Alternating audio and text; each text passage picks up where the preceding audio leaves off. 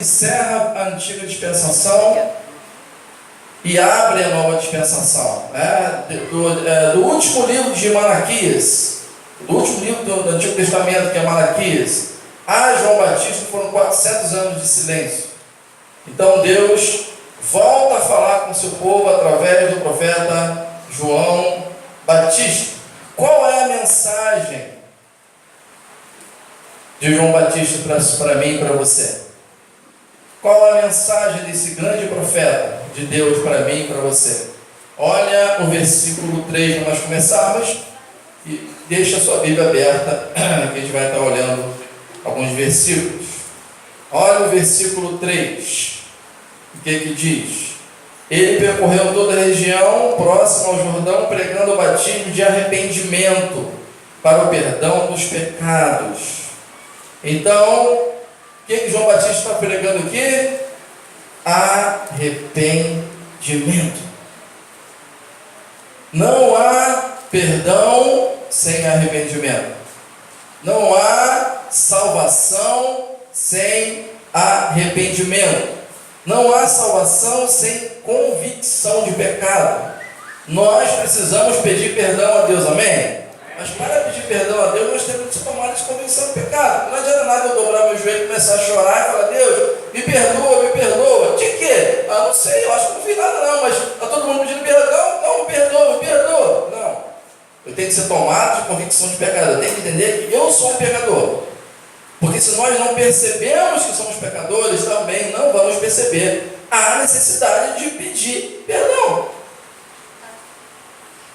Não vamos sentir a necessidade de arrependimento. E sem arrependimento, meu irmão, nós não seremos salvos. Qual é o grande problema? É que muitos poucos hoje estão pregando sobre arrependimento. Poucas pessoas, pouco se fala hoje sobre arrependimento. Por quê? Porque os pastores, as igrejas, todo pastor gosta de ver a igreja cheia, isso é normal, mas a qualquer custo não é normal. Então o que se prega muitas das vezes hoje? Palavras que vai trazer pessoas para a igreja. Ninguém está querendo ouvir sobre pecado. Poucas pessoas estão querendo ouvir sobre pecado. Poucas pessoas querem ouvir a palavra de Deus direcionada: olha, você tem que mudar isso aí, você tem que deixar isso, você tem que se arrepender desse negócio aí, você tem que parar de fazer isso, olha como é que você está tratando o seu marido, olha como é que você está tratando a sua esposa, muda esse negócio, olha o que você está vendo lá na internet, muda esse negócio. Poucas pessoas querem ouvir isso. Mas o que as pessoas gostam de ouvir? Palavras de consolo, eu também gosto. Palavras de paz, palavras que jogam a gente para cima, palavras de vitória, e tudo isso é muito bom, mas a igreja precisa voltar a pregar arrependimento. Porque muitas vezes o que acontece é que muitas pessoas, não são todas, mas muitas pessoas não querem ouvir mensagem, elas querem massagem. Não mensagem, elas querem massagem. Elas querem ser massageadas, querem relaxar. Mas não adianta relaxar e ir para o inferno relaxar. E nós precisamos pregar o arrependimento. A igreja precisa voltar a pregar isso. A necessidade de pedir perdão. E a urgência da pregação hoje, da igreja no Brasil hoje, é: arrependei-vos, porque Jesus está voltando. Essa é a mensagem mais urgente que a igreja precisa voltar a pregar. Porque sem a salvação, nada do que você tem faz sentido nenhum. Nós falamos aqui de manhã hoje no estudo. Deus nos abençoa grandemente nessa terra. Não é verdade? O fato de você estar vivo aí já é bênção de Deus. Você vai dormir numa casa hoje, não vai? Ou você vai dormir na rua? Quem vai dormir na rua aí? Levanta a mão. Quem não comeu nada e vai para casa também não tem nada para comer. Acabou tudo. Tem nada, nem um carocinho de arroz. Tem alguém aí? Não, todo mundo tem o que comer. Deus está te abençoando grandemente. E Deus nos dá vitórias grandiosas em muitos momentos. Mas nada disso faz sentido se nós perdemos a salvação. Não adianta a gente ganhar o mundo inteiro e a nossa alma se perder. Então, o mais importante é nós termos uma vida no altar de Deus, uma vida de arrependimento diário, uma vida de dependência do Espírito Santo de Deus diária, de colocar o joelho no chão e falar: Deus, tem misericórdia da minha vida. Porque sem arrependimento não há perdão, e sem perdão não há salvação, não há regeneração. E nós somos um povo escolhido não para ter vitórias só aqui, também aqui, mas não só aqui. A nossa vitória maior está no céu. Amém? Nosso alvo, de manhã nós falamos também sobre isso. Qual o alvo do cristão? Nosso alvo é o céu. Ah, pastor, você quer um carro novo? Quero. É o seu alvo? Sim. Um dos meus alvos, por exemplo, agora é me formar em psicanálise. Ora por mim. Amém? Eu, Jesus Cristo. Deixa eu falar de novo. Está ardendo no meu coração um desejo muito grande de fazer psicanálise para poder abençoar as pessoas. Vocês podem orar por mim? Amém. Agora essa vez ela já foi metade do curso, já foi garantido. Eu tenho alvos, mas o meu alvo maior é chegar no céu. E para isso, meu coração tem que estar quebrantado na presença de Deus. Então, a mensagem, primeiramente, é arrependimento. Olhar para dentro de si, não olhar para o outro, mas olhar para dentro de si e falar: Deus, tem misericórdia de mim, eu sou um pecador. A gente tem muita capacidade de apontar o dedo para o outro, né? Deus, tem misericórdia dele, ele é um pecador. Não, tem misericórdia de mim, eu sou um pecador. Versículo 4.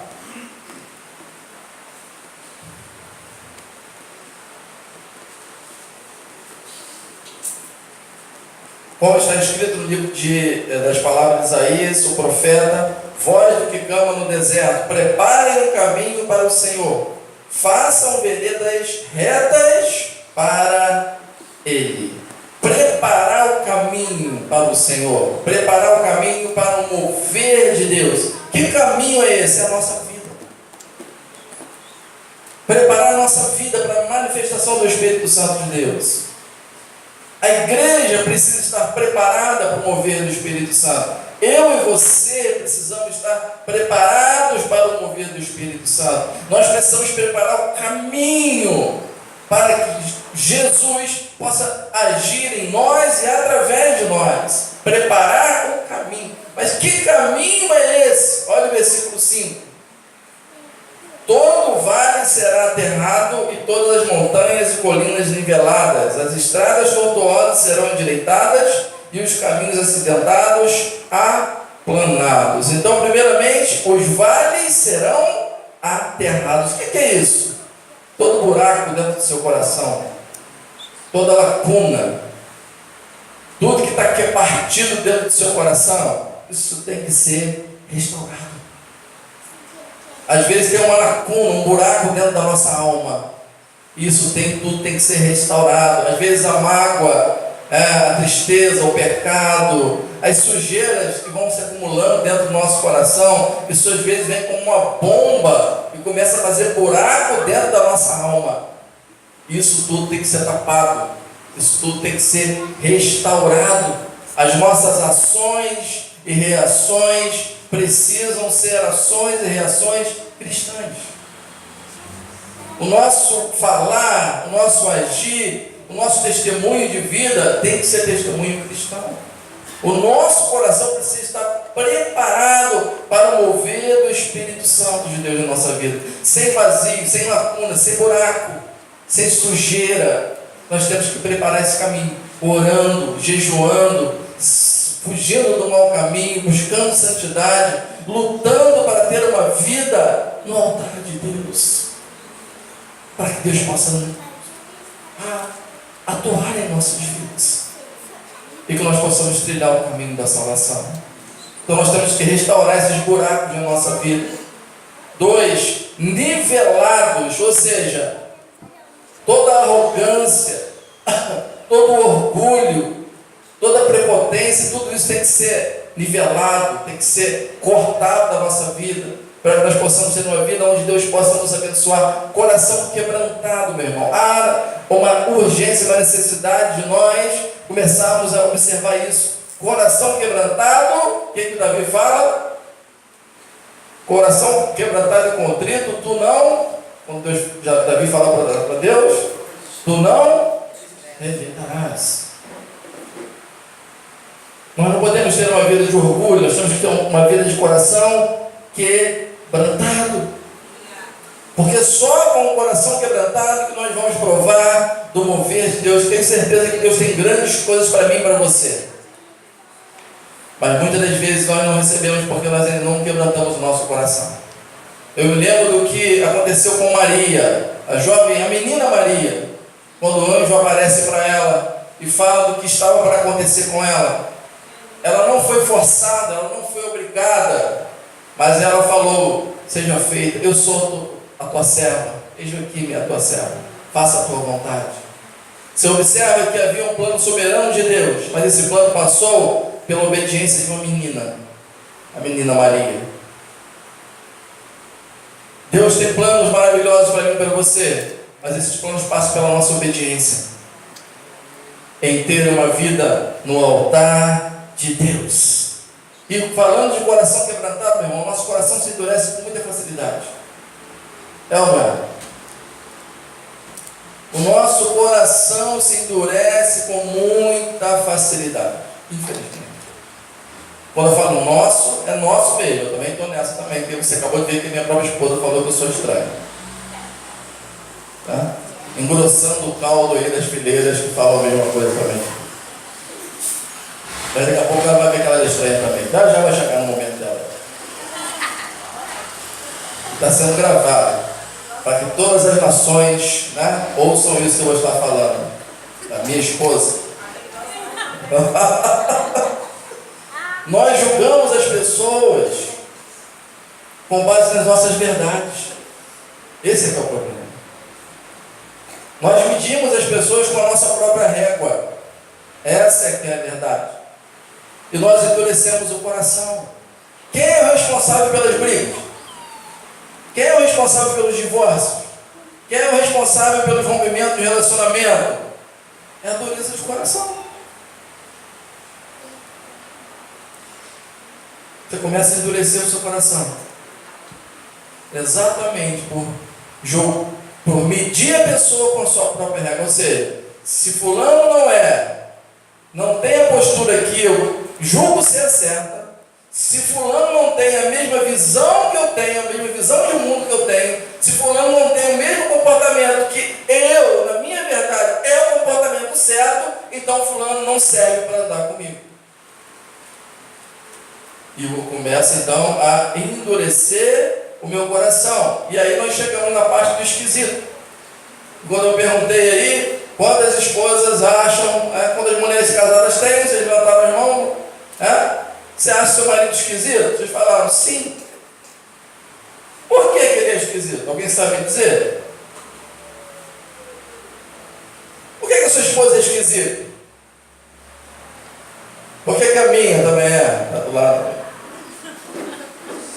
Por quê? Porque nós não conseguimos entender o outro. E logo, se eu não consigo entender o Jetson, ele é esquisito. Eu não estou entendendo a Luana, então a Luana é esquisita. Mas é esquisita porque ela não tem o mesmo comportamento, pensamento que eu tenho. Ela não responde às situações no mesmo tempo que eu respondo. Só que na subjetividade do nosso pensamento, a nossa máquina de pensar, o nosso pensamento subjetivo, ele é individual e intransferível. O que isso significa? Não se transfere. Significa o quê?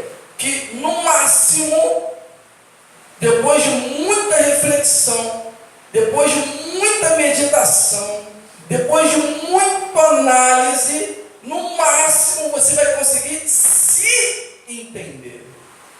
No máximo. Você nunca vai entender o outro. E o outro nunca vai entender você. E aí que está o motivo das brigas. É ou não é? você acha o seu marido esquisito, porque ele faz algumas coisas de vez em quando que você não consegue entender. Como é que esse camarada fez um negócio desse? Meu Deus do céu. Sua esposa, de vez em quando, ele faz um negócio que você fica pensando, meu Deus, me revela esse mistério aí. O que ela está querendo? O que ela está pensando com essa atitude? Meu Deus do céu, traz uma revelação do alto. E você vai para o monte lá orar e chorar para Deus trazer a revelação. E aí, o que a gente faz, meu irmão? Se já que no máximo, você vai só se entender e não entender o outro. Então vamos ficar sozinhos? Vamos desistir do casamento? Vamos desistir dos irmãos? Vamos desistir da igreja? Porque igreja é congregação, mas está no meio de um monte de gente aí. Vamos viver sozinho? Vamos fazer uma cabana no deserto, ficar sozinho lá? Não. O que a gente faz então? Qual é o segredo? Amar. Porque o amor supera as diferenças. Somos esquisitos? Todos nós somos esquisitos. E aquele que não acha que é mais ainda. Somos esquisitos para o outro. E o outro também acha a gente estranho. Porque a gente não consegue entender o outro. Mas como é que faz então? Amor. Um coração que ama, ele vai superar as diferenças. Coração que ama, ele não faz cobrança. Coração que ama é um coração que ouve. Coração que está pronto a abençoar. Então, nivelar a sua vida, tirar o orgulho, tirar tudo isso que te coloca numa situação acima do seu irmão, que faz com que você pense que você é melhor do que o seu irmão. Não, nós somos iguais. Todos nós somos estranhos. Todos nós somos esquisitos. E todos nós somos amados por Cristo. Essa é a maior maravilha do Evangelho. Ele ama você mesmo esquisito assim do jeito que você é. Pode falar para mim também. Deus te ama mesmo esquisito igual você é. Amém. Glória a Deus. Estradas tortuosas. O que é isso? Falsidade, vida dupla. Está com Deus e não está. Quer servir a Deus mais ou menos. Nós falamos hoje de manhã também de servir a Deus com compromisso, verdade. Servir a Deus com o coração dividido. Nós não podemos servir a Deus com o coração dividido. Muitas das vezes, muitas pessoas têm isso, né? Quer servir a Deus, até gosta de estar na igreja, tem alegria de estar na igreja, mas tem um negócio lá que ela não quer largar. Não quer deixar. O coração está dividido. Ou uma coisa ou outra. E eu espero que seja Deus. Que nós possamos escolher Deus. Amém? Caminhos escabrosos, caminhos acidentados. O que é isso? No grego quer dizer fora do lugar. Coisas que estão fora do lugar na sua vida. Eu quero te perguntar, não responda, responda para você. Tem coisa fora do lugar na sua vida? Você tem que consertar. O que está fora do lugar na sua vida? Tem que consertar. De manhã também nós falamos, está vendo como você está perdendo outra coisa? De manhã também nós falamos. Sexo é bênção ou maldição? Quem pode me ajudar aí? Sexo é bênção ou maldição? Pois é. Sexo no casamento é bênção. Fora do casamento é maldição, desobediência. Está no lugar essa questão de sexo? Sexo está no lugar?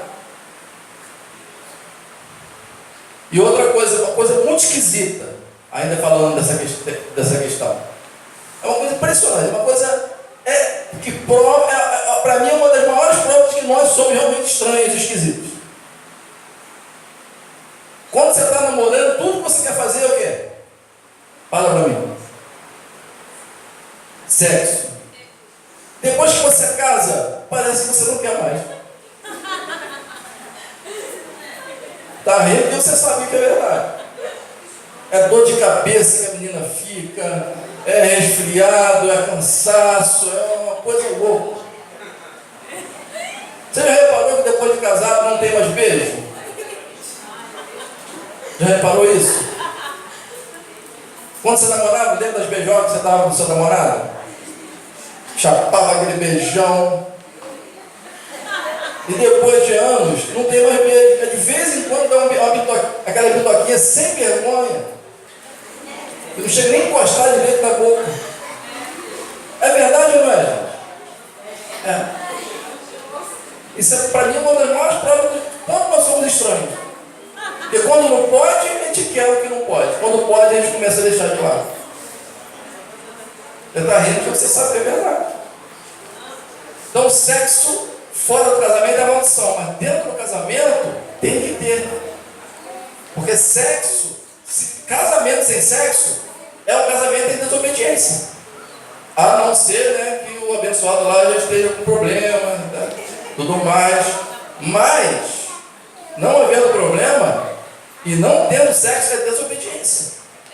Porque o sexo é a aliança do casamento. Então, está no lugar isso? Dinheiro está no lugar certo? Está falando de coisas fora do lugar. A sua vida financeira está no lugar certo? O que você faz com o seu dinheiro? Está usando o seu dinheiro para abençoar? Estou falando de abençoar a sua própria casa. Está gastando aquilo que é pão de verdade? Porque você entrega 10% na igreja, mas os 90% que veio com você lá são para você usar, é um dinheiro consagrado, é para você usar da melhor maneira possível, não é usar de qualquer maneira. A sua vida financeira está no lugar? Seu casamento está no lugar? Como é que está seu casamento? Está no lugar? Ou está meio escabroso? Meio tortuoso? O caminho tem que ser acertado. Então, meu irmão, onde nós precisamos mudar? Eu creio que todos nós temos coisas para mudar. Eu tenho muitas coisas para mudar. Eu creio que todos nós temos muitas coisas para deixar de fazer e muitas coisas para começar a fazer. Lembra do que diz 2 Crônicas 7,14? Se meu povo que se chama pelo meu nome, se humilhar, orar, buscar e deixar seus maus caminhos. Todos nós, eu creio que todos nós temos maus caminhos para serem deixados.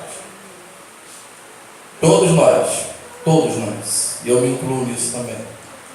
A questão é, nós queremos deixar esses caminhos para que Deus possa trabalhar na nossa vida? Todos nós temos maus caminhos para deixar, né? Pode ter certeza disso. Todos nós temos maus caminhos. Quais são os seus? Não respondam. Eu sei quais são os meus. Nós temos que olhar para isso, porque nós temos que endireitar o nosso caminho, o nosso coração, a nossa vida. Porque Deus tem grandes coisas para fazer na nossa vida mesmo. Fala para o seu irmão, Deus tem coisas grandiosas na sua vida. Para fazer na sua e através da sua vida. Através da sua vida. 6. Versículo 6. E toda a humanidade verá a salvação de Deus. Deus salva as almas através da sua igreja. E eu estou falando a igreja, esse prédio, que está até muito bonito. Falei que ficaria mais bonito se botasse um retrato meu aqui no centro, né? Mas Deus salva as almas através da sua igreja, que somos nós. Deus salva as almas através de mim e de você, meu irmão. Amém? Então fala para o seu irmão, Deus quer te usar, meu irmão, em nome de Jesus. Quando a igreja de Cristo está no altar de verdade, quando a igreja está no altar do Senhor, vidas são salvas, vidas são libertas, casamentos são restaurados, pessoas se arrependem, desviados voltam para a casa do Senhor, milagres acontecem, o doente, o enfermo é curado. Mas tudo isso diante de uma igreja que está no altar de Deus. E nós temos que clamar isso ao Senhor. Nós fomos chamados para servir o Senhor de todo o nosso coração, para amar a Deus de todo o nosso coração, força, alma, entendimento, meu irmão. O problema é que às vezes a gente fica vivendo uma vida cristã tão fraquinha, aquele café tão ralinho. E a gente tem que buscar mais a presença do Senhor. Buscar mais a glória do Senhor. Porque quanto mais perto dele, mais alegria nós vamos ter. mais força nós vamos ter. E nós seremos usados por Deus. E como é bom, meu irmão, você poder ser usado por Deus. Porque eu tenho uma das maiores alegrias que eu tenho. De poder ser bênção na vida das pessoas. Já aconteceu com a vida de ser chamado de noite, altas horas da noite, para ir numa casa, para estar lá resolvendo uma situação. Eu vou com a maior alegria, porque puxa vida, eu me sinto útil. Poder abençoar a vida de alguém. Quem sou eu para abençoar a vida de alguém? Mas a gente vai e Deus, pela graça dele sobre nossas vidas, ele abençoa. Como é bom isso, meu irmão. E Deus quer fazer isso através de todos nós, não só da vida do pastor. Versículo 7. João dizia às multidões que saíam para serem batizados por ele. Olha só o que João fala: meus bonitinhos, meus irmãozinhos docinhos e lindos. Está escrito aí? O que João fala? Elogio bonito, né? Raça de víboras. Quem lhes deu a ideia de fugir da ira que se aproxima? Deixa eu perguntar uma coisa. Se eu olhar para você e falar assim, raça de víboras, você volta aqui de novo no próximo culto? Você volta, né? Foram procurar o homem recebe com essa palavra, raça de víboras. O que João Batista está falando aqui, meu? Essas palavras duras. Ele está falando que não adianta nada você, porque o povo estava indo para lá para ser batizado, mas sem mudança de vida. Estava para ser batizado, mas sem arrependimento. Isso não adianta exatamente nada. Por isso João Batista está falando dessa forma. Sem arrependimento, sem convicção de pecado, não adianta nada. Não adianta você estar na igreja, não adianta você estar assumindo os compromissos cristãos, não adianta você ser dizimista, não adianta nada se você não tiver arrependimento na sua vida. E muitas pessoas querem servir a Deus dessa forma, servir sem compromisso. Nós falamos de manhã. Servir a Deus, sim, mas sem compromisso nenhum, e isso não adianta nada. Nós temos que buscar a Deus, servir o Senhor, mas com o coração quebrantado na presença de Deus. Na verdade, essas palavras de João Batista não foram palavras duras, não. Foi palavras de um homem que amava as pessoas. Porque tem momentos que por amor você tem que trazer uma palavra forte para acordar a pessoa, mas não é porque você quer machucar, é porque você ama, porque é muito mais fácil você não falar e deixar a pessoa morrer e continuar sendo simpático para todo mundo, meu irmão. É muito mais fácil você fechar os olhos para o erro do outro e continuar sendo amado por aquele outro, porque se você é uma pessoa que não mostra a necessidade de mudança, todo mundo vai amar você.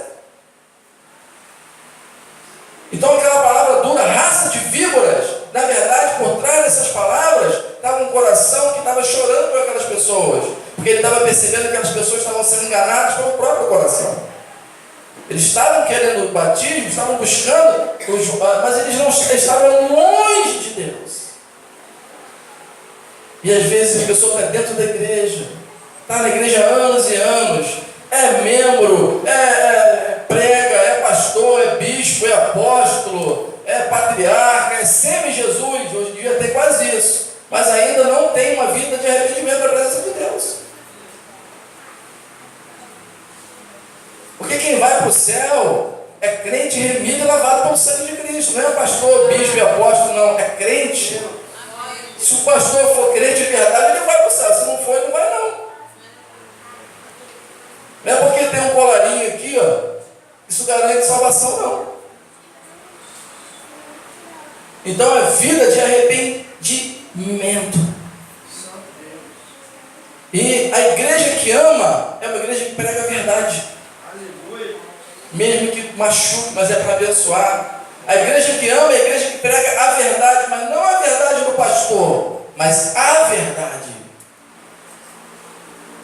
Porque o pastor, enquanto ser humano, tem as suas verdades, como eu acabei de falar aqui, as nossas esquisitices, mas é pregar a verdade. A igreja que ama, ela prega a verdade. A igreja que ama, ela prega assim, ó, se arrependa, larga esse negócio, para com isso, senão tu vai para o inferno, mesmo estando dentro da igreja. Mesmo sendo dizimista, mesmo sendo membro já há 80 anos, Sirva a Deus com todo o seu coração de verdade. Arruma esse caminho aí, senão tu vai para o inferno. Lembra de Mateus 7? Muitos que me chamam Senhor, Senhor, não entrarão no reino do céu. Quem é que chama Jesus de Senhor? Você pode me dizer? Eu e você. Toda vez que a gente fala o quê? Senhor, Deus e Pai. Meu Senhor. Muitos que me chamam de Senhor, Senhor, não entrarão no reino dos céus. Nós temos que tomar cuidado com isso. Estar na igreja, mas estar na igreja com o coração arrependido de verdade. Estar na igreja se sentindo privilegiado. De verdade, nós somos privilegiados. Por quê? Porque tem um monte de gente lá na rua, você fala de Jesus e ele começa a rir de você. Sabe por quê? Estão mortos em seus delitos e pecados. Estão cegos. Nossos olhos foram abertos. Nós recebemos vida quando o Espírito Santo entrou em nossa vida. E não é porque a gente é melhor do que ele, não. É porque a graça de Deus nos alcançou. Não tem nada em mim que seja melhor do que o cara que está lá no botequim enchendo a cara de cachaça agora. É o homem. É pecador. A diferença nossa é que o Espírito Santo nos agraciou. Ele chamou você, meu irmão. Olha aí o seu irmão que está do seu lado. Seu irmão é um agraciado, é um abençoado do Senhor. Porque Jesus chamou ele e chamou você também. E nos chamou. E por isso nós estamos aqui. Amém? Versículo 8. Tem frutos que mostrem um arrependimento e não comecem a dizer a si mesmo: Abraão é nosso pai. Pois eu lhes digo que destas pedras Deus pode fazer surgir filhos a Abraão. Frutos de arrependimento de verdade. Não brincar com a graça de Deus. Deus é gracioso, amém? Mas nós não podemos brincar com essa graça. Deus é amor, mas Ele é o que também que a Bíblia diz? Fogo consumidor. Nós temos que lembrar daquela passagem da mulher adúltera, que muitos de nós, até hoje de manhã nós falamos também sobre isso, da questão da mulher adúltera. Mas nós temos que lembrar dessa passagem, não somente daquelas palavras que Jesus fala assim: ó, quem tem pecado aí? Quem não tem pecado, pode tirar a pedra. Todo mundo sabendo, todo mundo tinha pecado, jogou a pedra fora. Nós não podemos parar por aí e começar a afirmar, tá vendo? Jesus está falando assim, ó, não tem problema não, todo mundo é pecador mesmo, então a graça de Deus perdoa o nosso pecado, vamos continuar pecando, porque todo mundo é pecador e vamos continuar a nossa vida. Não, nós temos que ir até o final dessa passagem. E Jesus falou: quem não tem pecado pode atirar. Mas ele não parou por aí. Depois que todo mundo vai embora, ele fala para a mulher: vá e continue, arruma outra pessoa, pode continuar pecando à vontade, que você volta aqui que eu perdoo você de novo. Foi isso que ele falou? Vai e não peques mais. E a gente esquece dessa última palavra de Jesus nesse texto. Ela foi perdoada, mas ela recebeu uma palavra: vá e não peques mais. Nós não podemos brincar com a graça de Deus. Nós temos que produzir frutos de arrependimento. É se arrepender e começar, não ficar caindo naquela mesma coisa o tempo todo, mas se levantar e começar a ter uma vida diferente na presença de Deus. Frutos de arrependimento. Nós temos que pensar nisso, meu irmão. Porque às vezes a gente tem tantas coisas para fazer. É ou não é? Tanta coisa que a gente nem pensa em céu. É ou não é? Alguém aqui consegue ficar durante o dia todo respirando isso? O céu, a salvação. Se tiver, glória a Deus. Que deveria ser o certo todo nós. Às vezes a gente só lembra da morte. Sabe quando? Quando vai fazer um sepultamento. Quando você olha a pessoa deitada no caixão, você fala: eu vou morrer também. E aí você lembra: eu tenho que preparar o caminho. Porque às vezes a gente está querendo preparar o caminho para a faculdade, o caminho para casar, né? O caminho para ficar rico, o caminho, isso tudo é bênção. Ficar rico não é para estudar e ter dinheiro, é bênção. Pode estudar à vontade, quando tiver o dinheiro, divide comigo. Mas a gente tem que lembrar que nós estamos morrendo a cada dia. E que o nosso alvo é o céu. E só entra lá quem produz fruto de arrependimento. De verdade. Versículo 9. O machado, daqui a alguns anos, vai ser posto à raiz. Está escrito aí na sua Bíblia? Machado, daqui a 195 anos, vai estar posto, será posto à raiz. Está escrito aí? Está escrito na sua Bíblia? Daqui a 200 anos. Está escrito o quê? Já. Olha o perigo. Ele não vai estar, não, ele já está. O machado já está posto à raiz das árvores. Toda árvore que não der bom fruto será cortada e lançada no fogo. O machado já está posto à raiz das árvores.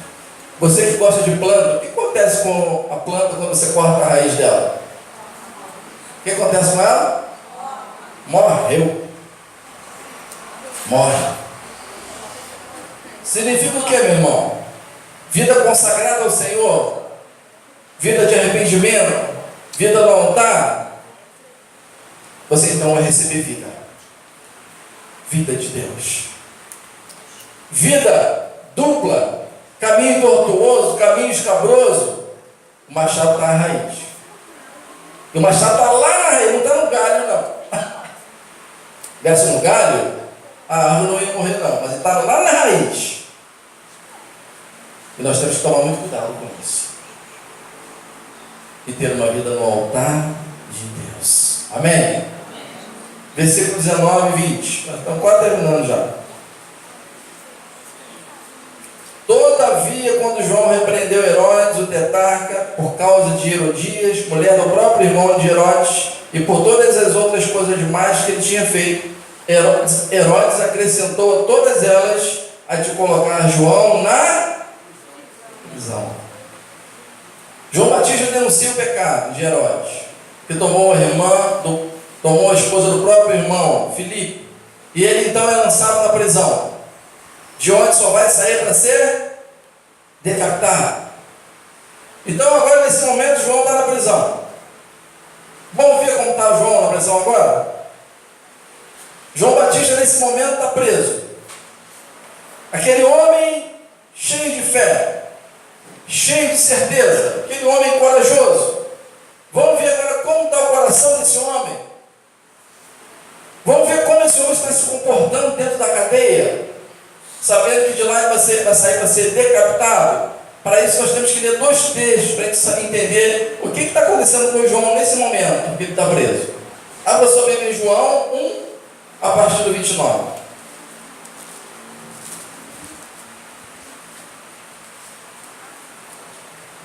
João 1, 29. Achou aí? No dia seguinte, João viu Jesus aproximando-se e disse: Vejam, é o Cordeiro de Deus que tira o pecado do mundo. Este é aquele a quem eu me referi quando disse: Vem depois de mim um homem que é superior a mim, porque já existia antes de mim. Olha o que João está falando.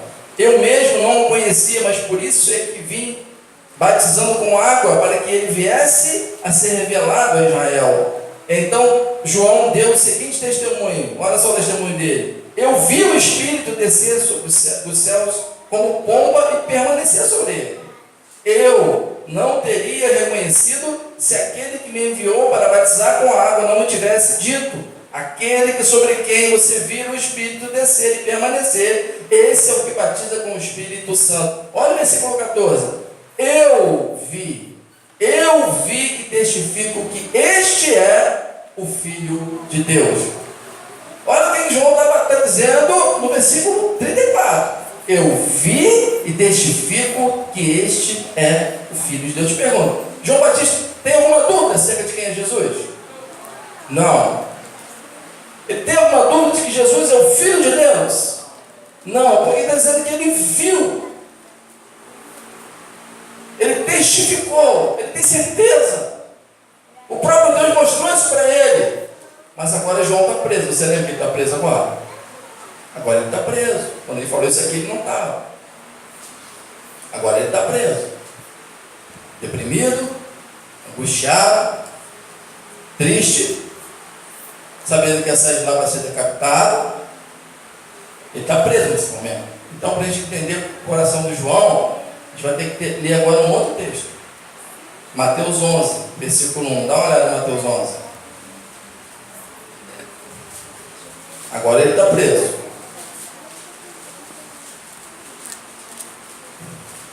A partir do versículo 1. Diz assim: quando acabou de instruir seus 12 discípulos, Jesus saiu para ensinar e pregar nas cidades da Galiléia. João, ao ouvir na prisão o que Cristo estava fazendo, enviou seus discípulos para lhe perguntarem: és tu aquele que haveria de vir, ou devemos esperar algum outro? Você está entendendo o que João está perguntando aqui, meu?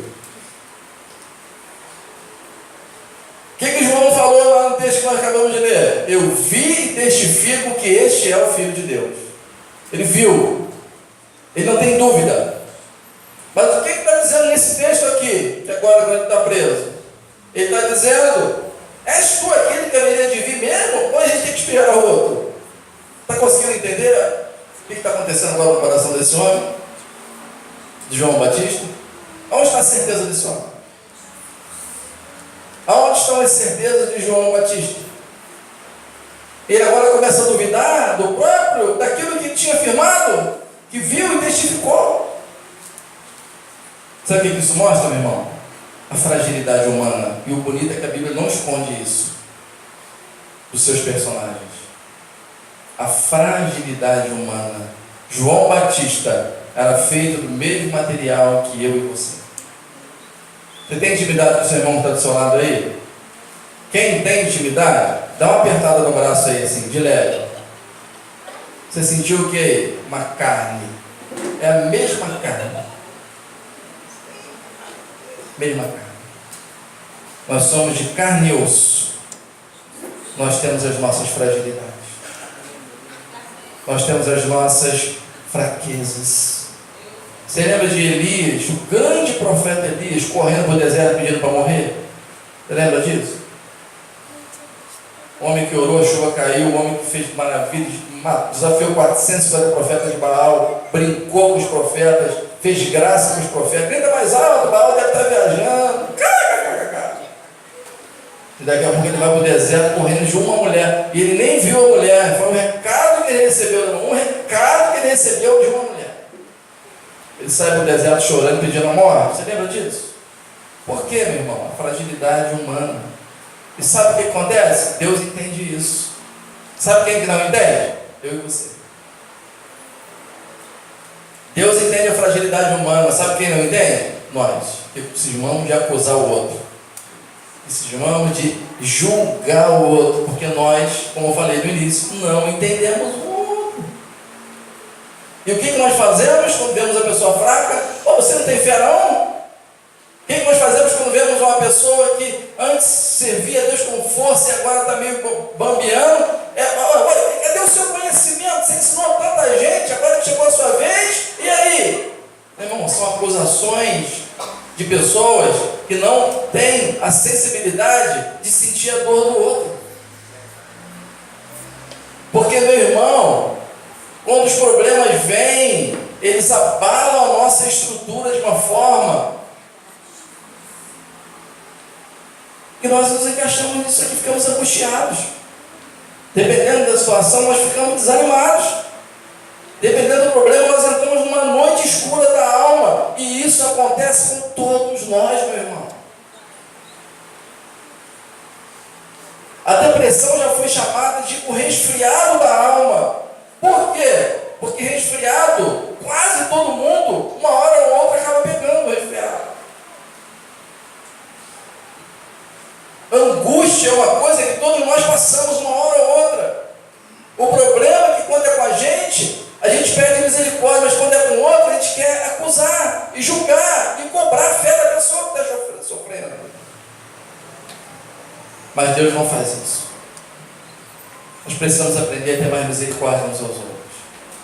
João Batista está passando por um momento aqui de dificuldade, ao ponto dele mandar perguntar a Jesus algo que ele tinha certeza do que era. Nós temos que olhar para o irmão, olha o seu irmão que está do seu lado aí. Talvez hoje esteja precisando de um olhar de misericórdia, sabia? O seu irmão que está do seu lado. Não é fazer missão lá na China, que lá tem alguém precisando, não, é aqui mesmo, aí do seu lado aí. Não precisa ir na China, não. É no Japão, vem aqui evangelizar, né? É aqui mesmo, falar do amor de Jesus um pro outro.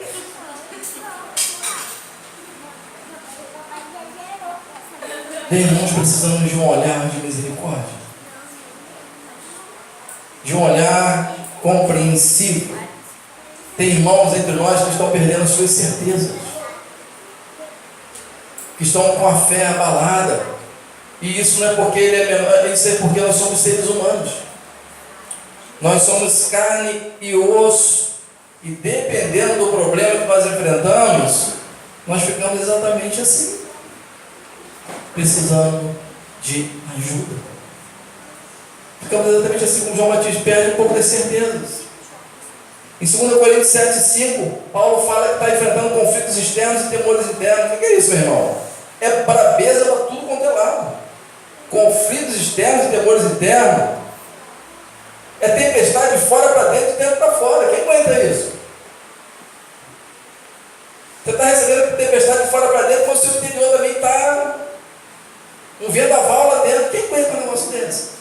Você fica fraco mesmo, você perde suas certezas. Não, mas se a pessoa tiver fé, você conversa fiada. A gente fraqueja, a gente perde nossa certeza por um momento. E a gente precisa de alguém para nos ajudar, não para acusar. Porque se você continuar lendo, quando aqueles discípulos saem, Jesus não fala assim, olha lá João Batista, não sabe, nem sabe, perdeu a fé, não. Jesus continua falando, ele fala, esse aí, os nascidos de mulher, é o maior. Ele dá testemunho de João Batista, porque Deus entende as nossas fraquezas. É a gente que não entende a fraqueza do outro. E no vendaval de Silas, no vendaval de Paulo, ele recebeu a ajuda de Tito. Foi Tito que foi lá ajudar Paulo, não com acusação, não com frases feitas, mas Tito foi lá, abraçou, beijou.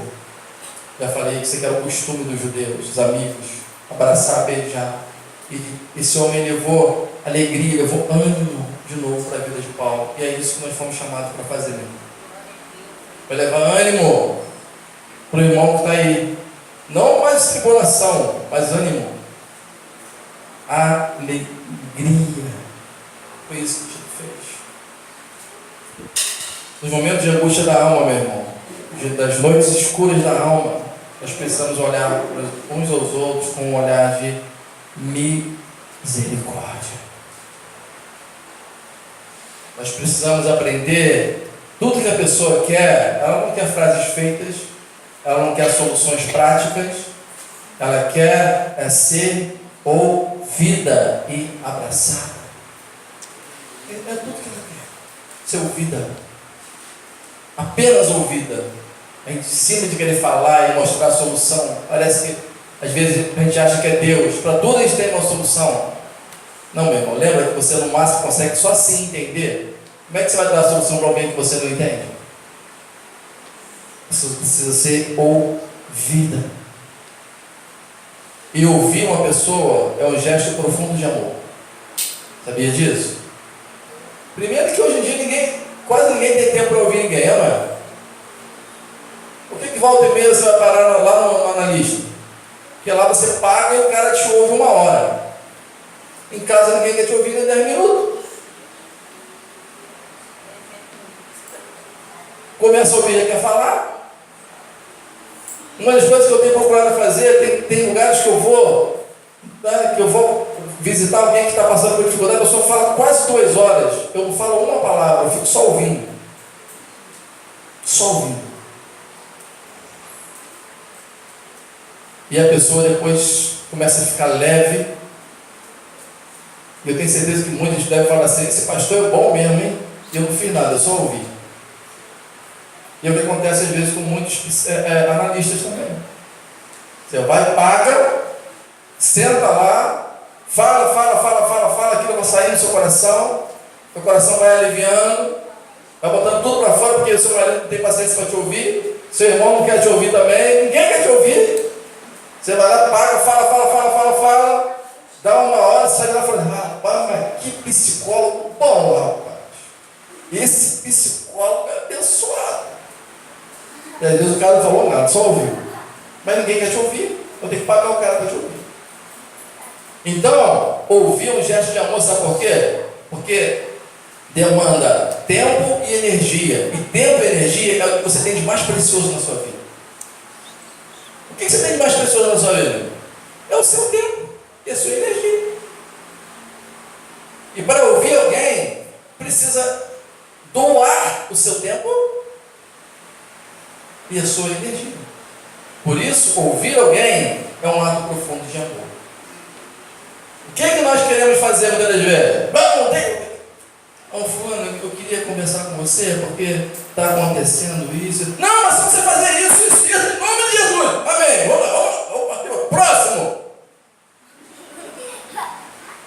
Marido, é porque eu estou. Eu só fazer isso. Agora o meu Fluminense jogar. Nem sempre perdeu de novo. Ai, meu Deus do céu.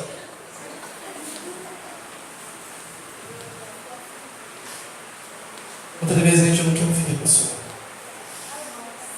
A gente quer acusar, a gente quer mostrar a solução.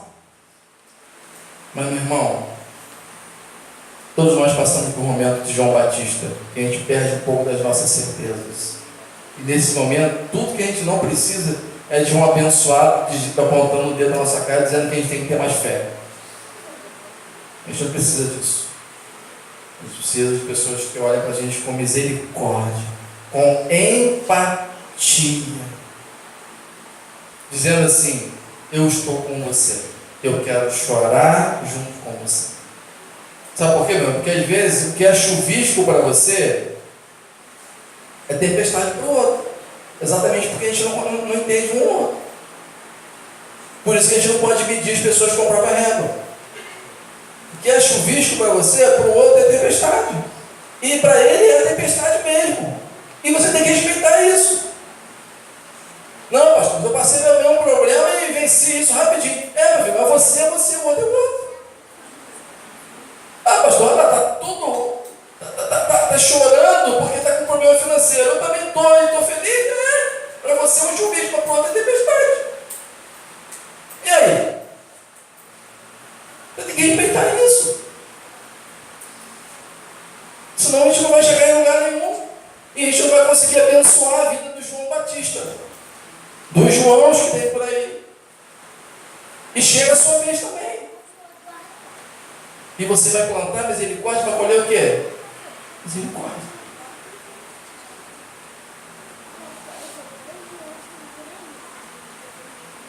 Não tente entender as pessoas. Não tente entender o seu irmão, entender o seu marido, entender a sua esposa, com base na sua visão de mundo. Não tente dar a solução para ele. Apenas ame. Apenas abraça. Apenas esteja presente. Porque João Batista passou por essa dificuldade. O maior profeta de todos os tempos. Teve seus momentos de fraqueza, de incertezas, de angústia da alma. Mas ele foi aprovado por Deus. Exatamente pelo que eu já falei aqui umas 3 ou 4 vezes. Porque Deus entende o nosso coração. Nós é que não entendemos os outros.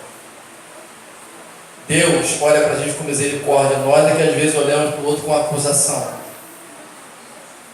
E essa é a beleza do Evangelho, meu irmão. Que mesmo frágeis que nós somos, mesmo fracos que nós somos, Deus, a graça de Deus, ela se manifesta na nossa vida. Vamos parar por aqui. Mesmo